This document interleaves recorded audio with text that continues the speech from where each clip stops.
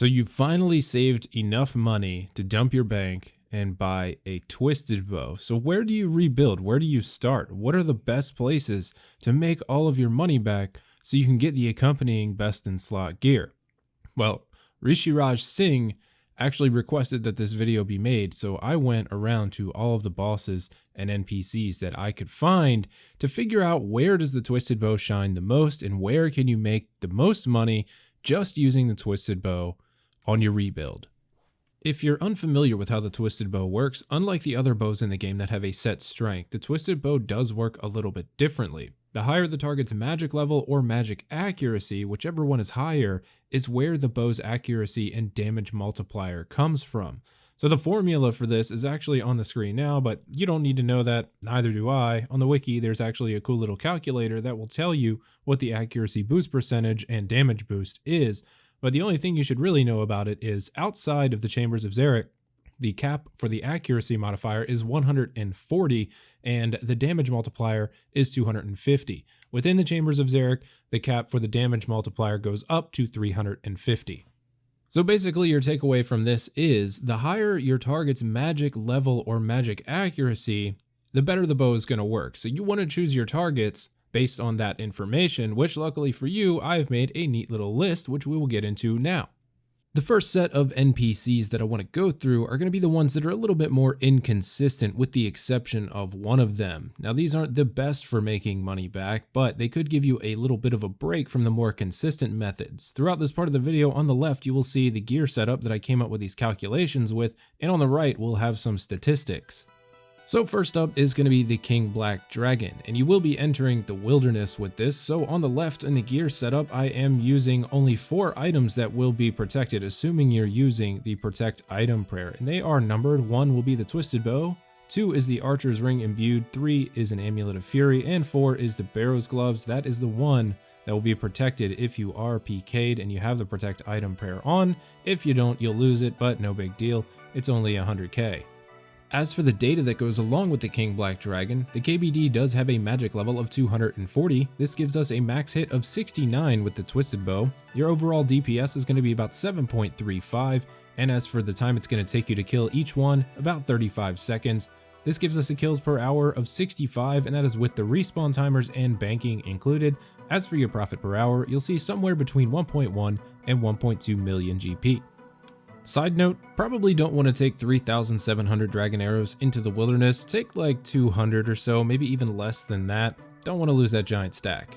Up next is going to be the giant mole, and for this one you're probably going to want to have the Fally Hard diaries done, and this is because once you do that, it will give you an indicator to find out where the giant mole burrows to if he does actually burrow.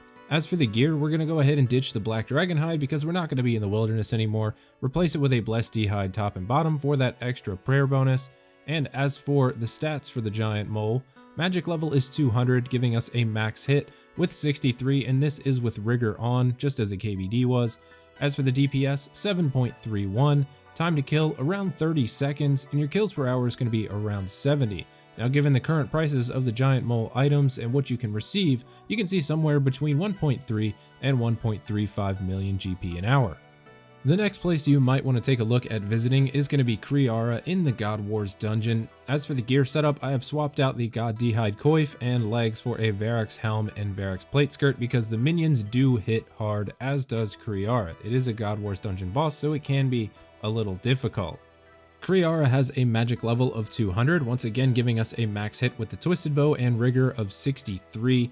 As for the DPS, it's going to be 2.7 because Kriara has that huge defense level. As for the time to kill, it's going to be about 1 minute and 41 seconds, but this is only going to give us a kills per hour of around 17, and this is assuming that you are using ecumenical keys to get in there. If you don't have ecumenical keys, your kills per hour is going to drop a lot. As for the time to kill, that 101 seconds or 1 minute and 41 seconds also has to have the added time of the respawn on there, so that's where we get the 17 kills per hour. Now, I've personally tested this out, and I can generally get between 4 and 6 kills at Kriara with this setup here and a applicable inventory setup. Now, that might not be worth it to you, but you never know. You could go there and get lucky with an Armadyl chest plate drop, or the legs, or a hilt. As for the profit per hour, and this is taking into account that this could take a very long time to add up due to drop rates. For the Kriara profit per hour, if you stay there long enough to see drops, you can see somewhere between 3.2 and 3.3 million GP per hour. Next up on this list is going to be Commander Zilyana, a favorite among tbow owners. As for this setup, the Varrock's helm will work well here for a little bit of added defense bonus, and I've switched back to the Blessed Hide legs. As for the statistics, Commander Zilyana has a magic level of 300, giving us a max hit with rigor of 70. Your DPS here is going to be 5.12, your time to kill is around 54 seconds, and your kills per hour is going to be around 24. Now as for this, the profit per hour brings you somewhere between 3.4 and 3.5 million GP an hour. Following Commander Zilyana is going to be another God Wars dungeon boss, Krill Susaroth, and as for the gear setup, it is actually going to be identical to Commander Zilyana. Now there is a way you can use the Twisted Bow at Krill and take 0 damage. I will link a video in the description below if you don't know how to do this and you want to learn. For the stats, Krill has a magic level of 200, giving us a max hit of 63 with the Twisted Bow and Rigor. Your DPS is going to be 5.35, and your time to kill is around 51 seconds, giving us a kills per hour of 25. As for the profit per hour, and this is attributed to the Zamorakian Spear being pretty expensive and a relatively low drop rate at 1 in 128, 3.7 to 3.8 million GP per hour. But that is going to do it for the less consistent money makers with the Twisted Bow, and this is really attributed to how long it can actually take to see those profits per hour based on the drop rates. You will have to spend a lot of time at most of these places to accumulate the money to actually average out to the profit per hours that I listed. That is just based off of the average cost of the items and based off of the actual drop rate. Now we can go ahead and get into some more consistent money makers where the tbow really shines. As for the first one, it is going to be the Brutal Black Dragons. As for the Brutal Black Dragons, I did calculate this without using Rigor if you want to be a little bit lazier with it, and also with using Rigor. And as for the ammunition, it is going to be Amethyst Arrows. As for the rest of the setup for the Brutal Black Dragons, it is going to be very basic: Blessed Dragon Hide with the Amulet of Fury, Archer's Ring Eye, Barrow's Gloves, Ava's Assembler, and obviously the Twisted Bow. The Brutal Black Dragons have a magic level of 250, which is right at the cap for the tbow, outside of the Chambers of Zarek. Now with your max hit, it will be 55 or 68 with Rigor. DPS is going to be 5.6 or 7.6 with Rigor. Time to kill is going to go from 59 seconds down to 44 if you do use Rigor. And for the kills per hour, 45 and 66. As for the profit per hour, you can see somewhere around 1.2 million GP, all the way up to 1.65 if you do have the Rigor Prayer activated.